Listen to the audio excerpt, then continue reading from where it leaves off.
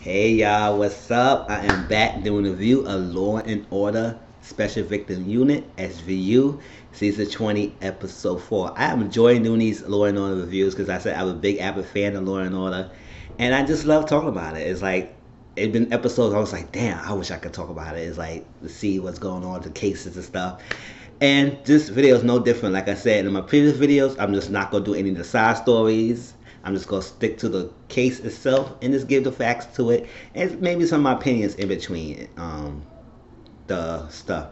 But this is Season 20, Episode 4. And here we go. Once again, my name is Tom Mizzle. You watch my channel, Mizzle 14. Please subscribe to my channel. If you can't, hit the red subscribe button. Also share my videos if you can. And help build my channel up. Now, we get a victim named, her name is Vicky. So it's opened up with this woman empowerment group where they was having a speech and they was talking. Two of the ladies was Gina and Lila. They was talking and stuff like that. And they asked Vicky to speak, and Vicky said she got through a bad relationship, abusive relationship. She got out of it, and then she restarting her life over. So she good now. So the meeting ended, and Vicky was going home. It was like, nah, she had to do something. She said, no, that's this. That's it. I can't. Gina asked her to walk her to the train station or something. She said, no, I'm good. Lida came and asked her, y'all want to go out to eat or something? She said, no, I'm going home. Let's go home. So I said, Vicky, go home. And like she was at the house, she was getting a call. And it was like, she said she got out of an abusive relationship. We all thinking that maybe it's her ex-boyfriend. Like, we calling her and stalking her and stuff like that. Kept calling. She said, leave me alone. No, leave me alone. I saw her hang up the phone. So she was in the road. Then later on, she went to the door. Then all of a sudden, it was ringing the bell. She looked at the peephole, and she realized who that is. So, jump forward, the Detective Benson get a call that a lady got killed in an apartment. He said, well, you reached homicide, but they say it was something sexual act that's done too, because they only deal with sexual type cases. So anything like killing and murder, that's homicide. So they actually told homicide. She said, okay, I'll be right there. So they went there. This was very brutal. The girl named Vicky, she got raped by a table leg stick, raped with that, and got freaking stabbed up. So they raped her and they stabbed her up in her chest and her torso multiple times.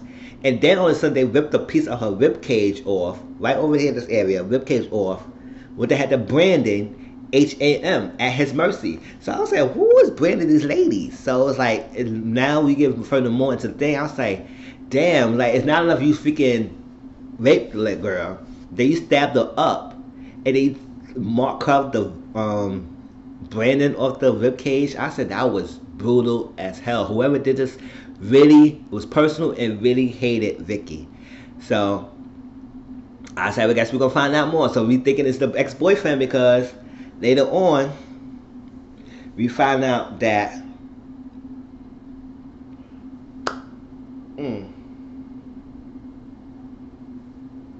we find out, right, Vicky was staying in a friend's apartment. Abby, they called the parents, thinking that the parents were going to look the body, and the parents realized down at the body, and they said that's somebody else, that's not her daughter, and they worried about Abby because Abby has been picking up the phone. Abby's in Cross Streets, Pennsylvania somewhere, shooting a video and stuff, and I guess she haven't been answering her parents' phone calls. So Abby told them about, she mentioned about her ex-boyfriend she got over, and her name is Brad, and everything. Then after all of a sudden, he's upset. He started posting these pictures of her on thing, and it showed that, you filthy slut, and this is what you have to do to me, all that stuff, and I hope you die. You gonna get yours. I said, ooh. So we kind of revenge porn. Put a poster of her. She broke up with you, and now you want to do revenge by posting pictures of her naked, provocative photos of her, and put a caption out of it, like, really. So they went to talk to Brad at his job. Brad was at a restaurant, working at a back around the restaurant, and they was questioning him and said, "Do you know this picture?" and all that stuff. And he was looking at it and said, "Oh." So they put him to the freaking thing and sat him talking to him, and typical smug. He said, nah, this, yeah, she broke up with me. I was angry and stuff. But so I didn't kill her. I wasn't there. I was at a bar. He said he was at the bar. He met a woman. He left with the woman. I was like, oh, he probably was all out there. He was drinking. So that was that. So they didn't want to believe him. So they showed him a picture of Vicky, and he just looking at it. So I was looking at his face. He looked like he was like somewhat liking it, but at the same time like that. So I was looking at it just like Carissa, looking at him. It was like, okay, it's like, is he really distraught that she got killed or what? But he saw the picture. He was staring at it. So they showed the video. Later on, Carissa got the video footage of the restaurant. He said that he was telling the truth, that he was at the bar, so like that. So when they saw the video, Benson and Amanda and Rollins and stuff, they saw it. They said that could be after the time, that the time date that was matched. He could have killed the lady, and they went to the bar. So they said, let's go to the lady and talk to her, see who she is. Now, before that, Rollins and Carisi went to the house. It was the Credo Inc. Corporation. It's a woman empowerment support group. And that's what Vicky was part of. And they went to the house and they met this guy named Arlo. So Arlo was there. He talked to the women and giving his little speech and stuff like that with Lila. Lila's like the head also of the Credo. And they was talking everything. And that's how they went to investigate more. Carisi went to talk to Lila. No, Benson went to talk to Carissa and all that stuff. They met the lady girl. Yeah, they went that's when they met those two. Later on they went back to, and that's why they saw the video. And Carissa and Rollins said, what's going on? And they saw the video and it showed that he was at the bar and he was drinking and they met the lady. Now they both realized the lady they saw was the lady they went to saw in the house named Gina. And Gina was there, and because they confronted Gina earlier and said that, showed the victim picture of the victim body, and she said, oh my gosh, no, this is happening, all that stuff. And they mentioned, they said, no, I ain't no boyfriend and all that stuff. And when they showed the video, they mentioned Gina. And she said, no, that stuff. I didn't know that was her ex-boyfriend and everything. Oh, she told me, she talked about him all the time and everything, but she never told me a video or anything about him. I said, oh, okay. So she said, oh, this sucks to happen to him.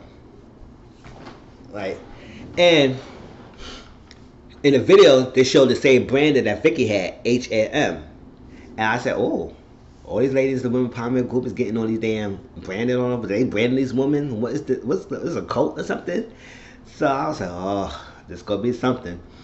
So she said, yeah, she met the guy and all that stuff, and they know they had a good time. And she talked about how the women empowerment group goes. Like, these women come to the empowerment group to better themselves because they had come to issues, sexual trauma issues and stuff, and they come to redefine themselves, to get a better life, to self-realization, to self-actualization, to realize yourself and become a better person, basically. So that was a part of the group. So that's what part of Vicky and Gina was part of, and Lila's there and like stuff. And Arlo, he's like the head guy and talks to the women and give them a new purpose of life. And face the fear that they have and embrace it and tackle the fear. So that's what he do. Like, he prey on his woman emotions, he prey his woman vulnerabilities, like what they have problems with, and they use that vulnerability to his advantage. Go more into that later on. So after they show Gina the video, the picture of Gina and then the video and all that stuff, it was like, wow. And then they showed that she also had the same tattoo. So I said, move on from that. Now, they went to get a woman to check his house because she said she had met one or something like that, had a good time and stuff. So it was enough for a woman to get a house, because I guess his pictures or something like that was on Facebook or social media, and said that's enough. So they went to the house. One of the knives was missing from the wall. So the knife was used because the knife was used to stab. So they said it was a knife missing. But the knife was in the dishwasher, so they cleaned the evidence over that. But his clothes was in the room, and his shoes and his pants had blood in them. Blood on them. I said, oh, what's that? go wash the damn knife, but don't wash your clothes. Like you could have the evidence leaving it around like that. So they matched the DNA and said the DNA blood that's on his pants and stuff like that matches the DNA of Vicky. I said, oh, yeah. So that was that. So I said, oh, okay. So they wanted to go question the house again too. So they this time Benson and Rollins went to the house, and that's when they further met Lila and Arlo, and they was talking. And Arlo was really strange going to Rollins because Rollins right now is pregnant. Even though I'm saying I'm not going to her side stories, but she is pregnant. And he was really going into like dissecting her. He said, "Oh, you got a baby. Bet you know the guy and stuff. And you might be lonely and probably don't want it." It was a lot of stuff he was going on and on about her. He said he's been probably neglected and stuff. You've been alone. I said, "Oh, God, calm your ass down. Love to talk, and all that stuff." So they went to separate it. And Benson said she wanted to check around the premises. Went there. So Rollins went to go check the back too. So Carlo went to Rollins while Lila stick with Benson, and they was talking on stuff. So it's kind of getting a weird vibe from the place. And all of it was still going on in Rollins about how she is, about pregnant and all that stuff. I said, oh, they had a bed in the back, beds in the back, and said, who you don't know who woman will stay. I said, oh, okay, really. So, ladies, yeah. So I mentioned all that, right? So then they went back to talk to Lila, because Lila said, you know what, we need to get some information. We need to get stuff, because we're not going to get information out of these two people. They're not going to say much. We need criminal evidence to say that they was involved in some way or something like that. Meaning all or whoever is involved, because right now it looked like Brad, but something could be fishy about that. Now, it didn't need more evidence because it was placed there. So it's not no thing to tie him to the thing if the murder weapon is washed off and all that stuff.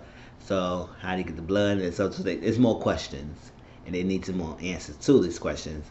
So they went to the like a open public event they had posted online, yoga group, and Lila was one of the group. So Finn and Carisi went over there and talked to them. And talked to Lila, saying we're not allowed to talk to any more police officers and stuff like that. Cause Arlo, I guess, told Lila they're not to talk to the cops anymore.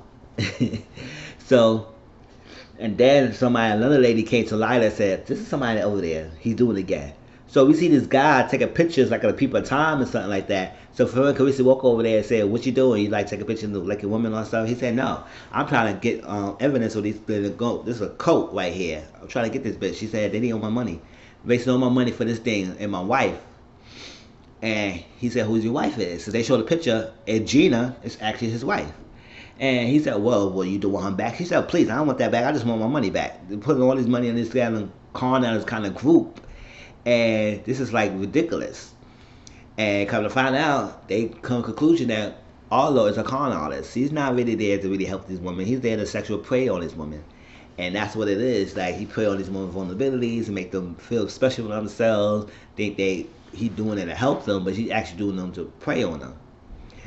And then they show incriminating evidence that it was a picture photo of this woman, and then you see Gina stepping on Vicky's neck and something like that. So I said, "What the fuck is what is this? You step on this girl's neck?" I said, "What is this? Is some initiation type shit?" See, this is what I don't do. I do not see. I'm not the type of person who try to fit in a group. So like that, I'm not a people person like that.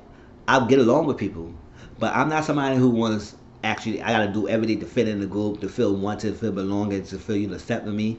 I always say, listen, I'll follow my own beat. I always have been like that. I always been like that when I was younger. It's like, if I don't feel like doing it, you can't make me do it.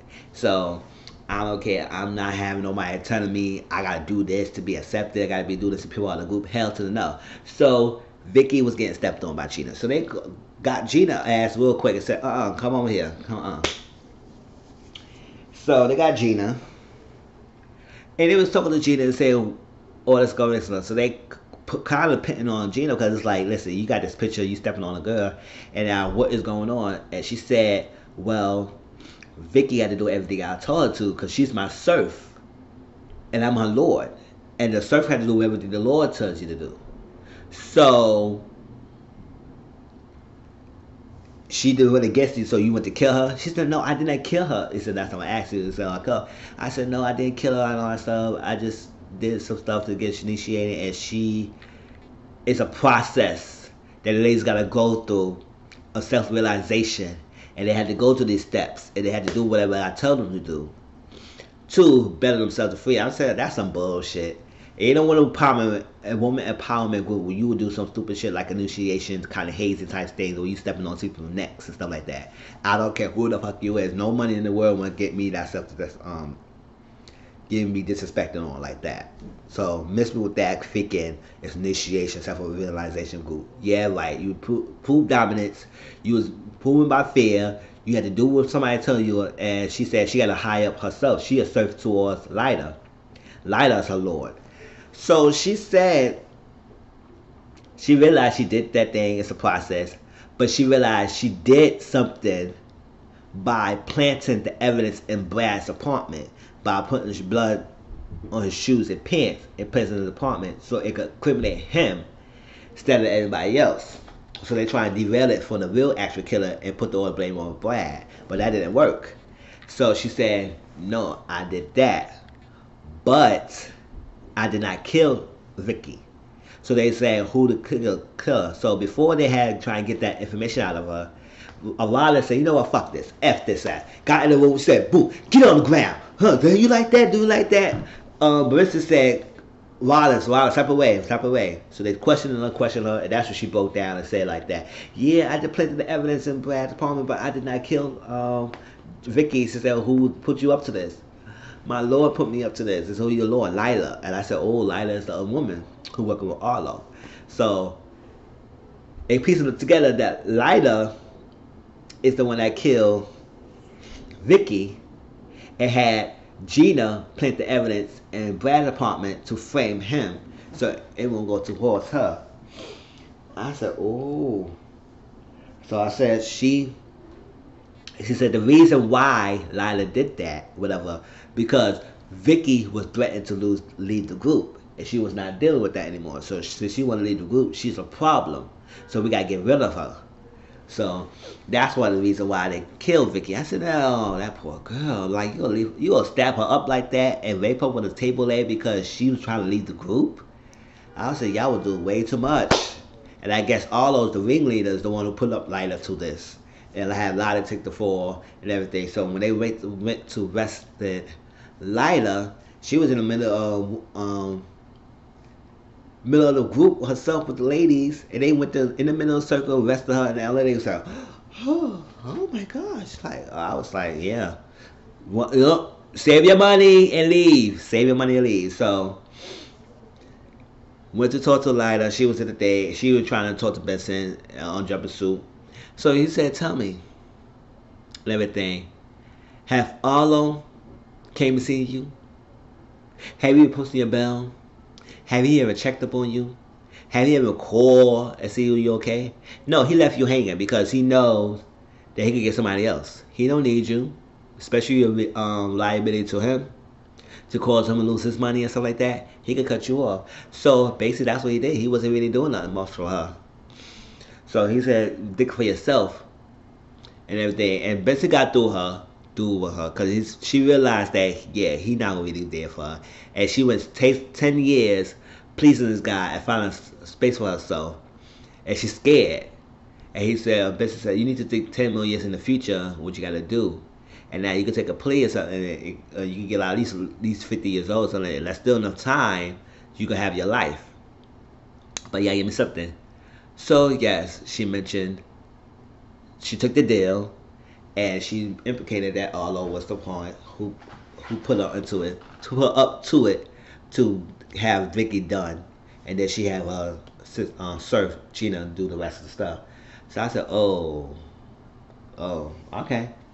So they went to get Arlo, Arlo was there. He got his little lawyer.